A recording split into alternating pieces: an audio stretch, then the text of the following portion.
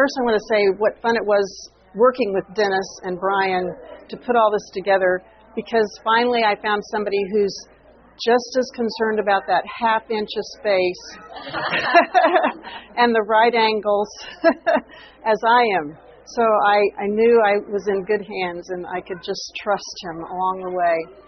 So I worked with clay for a long time. I worked with clay for a long time. I grew up on Water Street in Wichita, Kansas, and the largest mold and ceramic slipware manufacturer was on the corner. So from a very early age, I've been around mold casting, and they're still operating in Kansas, in the Midwest. Now they're the largest in the Midwest. And so using molds was not foreign to me. I did graduate from U of H and studied ceramics, and I learned to throw on the potter's wheel.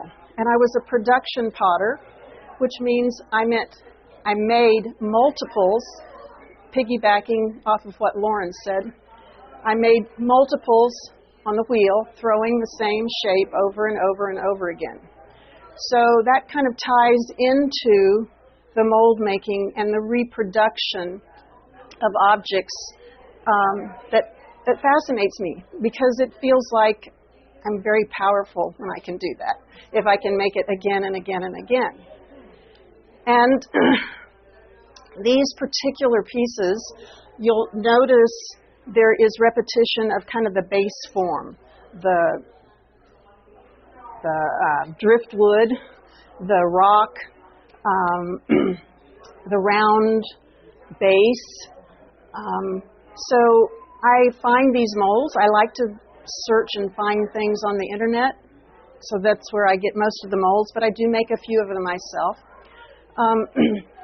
And I consider myself a conceptual artist. I'm really interested in ideas, and the ideas kind of build on these skills that I have and the found objects that I keep in colorful plastic boxes in my studio, so that I can think about color when I'm working and pull from that pot in a way. But I like the idea of thinking about these as making me the master manipulator of the weather. So this group, this body of work came together after COVID, and I discovered that none of us were traveling much anymore, and I had traveled quite a bit. So I was longing to travel and couldn't. And so these objects helped me, because not only could I just not travel because of COVID, the weather also contributed to our inability to get where we wanted to go, and continues to today. There are severe weather warning forecasts on my weather app, and I have many of them. So I just started thinking about how I could get where I wanted to go in any kind of weather. And I also started reading a lot about weather manipulation.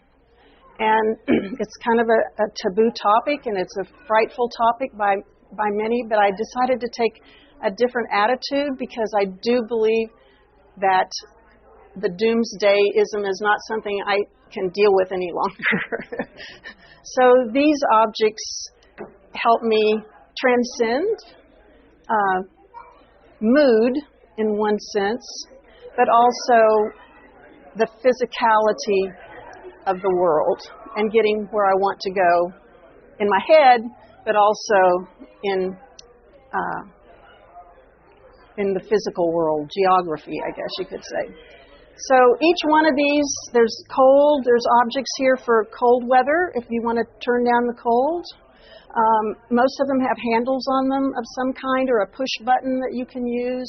They're meant to be handheld objects, and the handheld objects come as a result of my working on the potter's wheel for all those years. Most of these objects were about that size as a functional utilitarian pot. So I'm comfortable with those forms, but the wonderful thing about here is I get to see them as kind of an installed exhibition. Individually, you can walk up to them and relate and look and imagine holding them.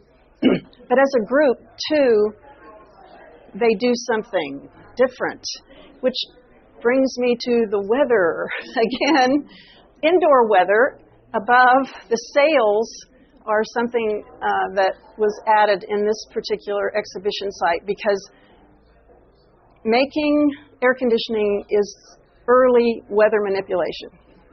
So I hope it gets people to talk about some of the things that we're afraid of when it comes to weather manipulation, because I do study a little bit about silver iodide, which is what they use in cloud seeding, and I'm familiar with that because of silver nitrate, and we use that in the pottery production and fuming business for glazes.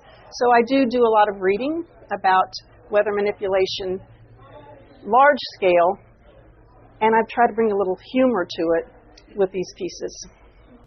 That was June Woest talking about her latest exhibition, Those Prepared for the Weather Are Those That Get to Go, on view at the Galveston Art Center from June 3rd to August 20th, 2023.